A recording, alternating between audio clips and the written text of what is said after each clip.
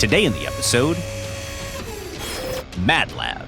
We're trying to make our own Christmas truck, fit for 2 players.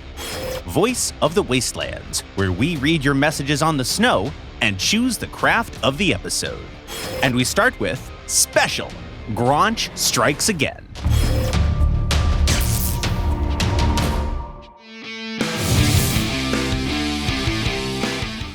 Gronch and his devious plans to steal Christmas and put an end to the winter holidays. He tried to burn down the forest so that survivors had no Christmas trees. He created a gargantuan mechanical spider. But regardless of what he did, the noble folk of the valley drove him and his henchmen back every time without fail, building an armada of special cars designed specifically to bring Gronch down. At first, the people of the valley tried to stop the onslaught with cars that were basically walls on wheels, but then they discovered that cap can mines work wonders against the horde. Well, Gronch certainly didn't forget the humiliation of losing his whole army to a bunch of mines with ropes. This time, he's gonna fight it out in the open, but survivors also have an ace up their sleeve: a big, armored truck. Oof, what a beaut. We've gotta protect it at all costs. Under specific circumstances, you can cover the truck with a force field, or outfit it with a weapon, or even repair it mid-battle. All of these opportunities are tied to presents stolen from us by Gronch henchmen. The presents don't appear that often, and in most cases are not that close to the camp. But if you manage to mow down the guys that serve Gronch and get there in time, it might make your mission considerably easier, or even save the day. Keep in mind that the rig sometimes drives off to collect more presents, and unsurprisingly, enemies still keep attacking it while it's away from the tree. And with time, the waves just keep getting stronger and stronger. What should you use against the endless horde? There's nothing better than the good old overheated plasma. Yup, the Helios is back in business. The emitter is really good at chewing through enemy cabins, which means that it can vaporize Gronch minions in literal seconds. Just don't forget to get yourself a power unit, it'll make things much easier. But the most important thing in the snowstorm is your team. Gotta work with the team.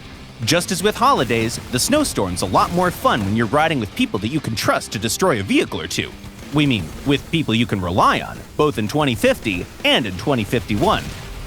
It's not a perfect analogy. And now, a short commercial break.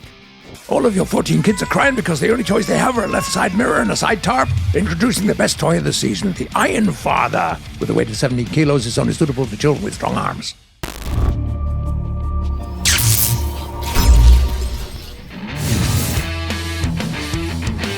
After protecting that thing with everything you have, you can't help but wonder, why don't I have a truck of my own? Let's go even further and try to build our own version of the Christmas truck. In the vein of those mythical vehicles transporting the precious, dark, fizzy liquid in the olden days, way before Crossout.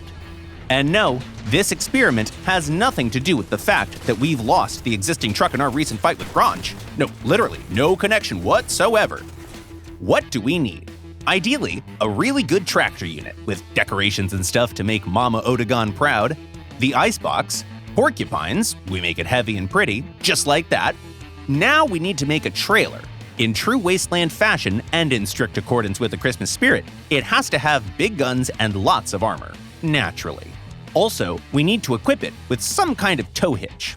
Here's the catch though, to make a fusion vehicle, you usually use the Contact 2M, but it simply glues 2 cars together, allowing no swiveling or articulation to the symbiote vehicle whatsoever. And we need something different, a proper articulated lorry. We're simple men with simple solutions. The trailer will just have a special pin that'll slide into a sort of docking port. To make the coupling easier, at the start of the match, the trailer is slightly lifted.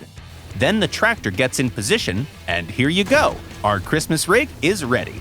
Ready to spread positivity, promote holiday spirit, and most importantly, kick some butt. Obviously, we have to admit that this type of craft has at least 2 glaring problems. The first is that our coupling point is vulnerable as heck. It takes just a couple of good hits to shoot it off, and when it comes to survivability, our build is not strictly meta-worthy in any case. The second problem is that our trailer is a trailer.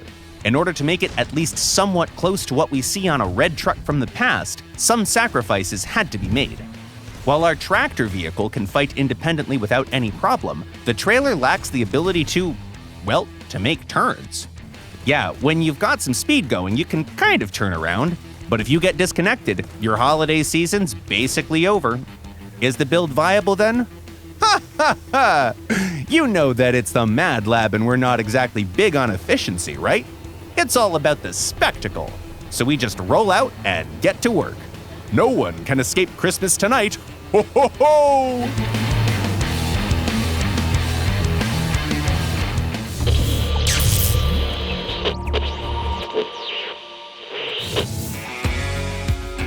Zenyami has some kind words to say about the clean island.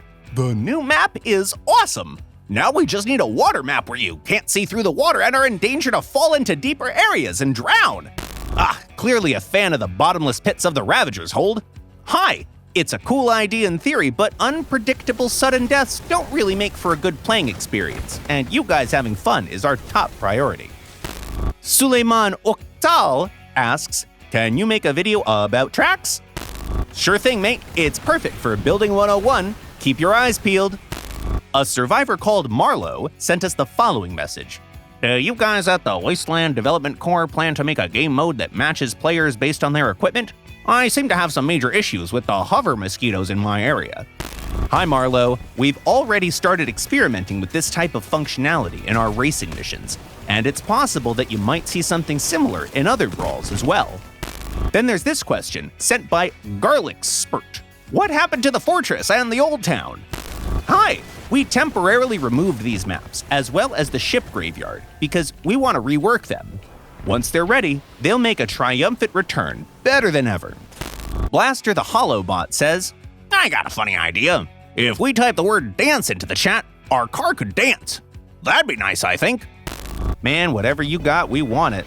Sharing's caring. And now the last and possibly the most heartwarming part of the show, where we pick one vehicle from the exhibition that really impressed us in the last weeks of 2050. Say hi to the battle car New Year is Coming, made by Master Friend Batka. First of all, this car tells nothing but the truth. Second of all, gosh darn it, just look at it. We bet it even smells like Christmas trees, hot chocolate, and gingerbread. Gotta get some apple pie right after the show. It's also worth noting that this car is crazy power efficient, as it needs literally no energy to operate. It's even better, in fact. Not only does it consume zero energy, it produces lots of Christmas spirit. Thanks, friend. That's exactly what we need right now. That's it for today.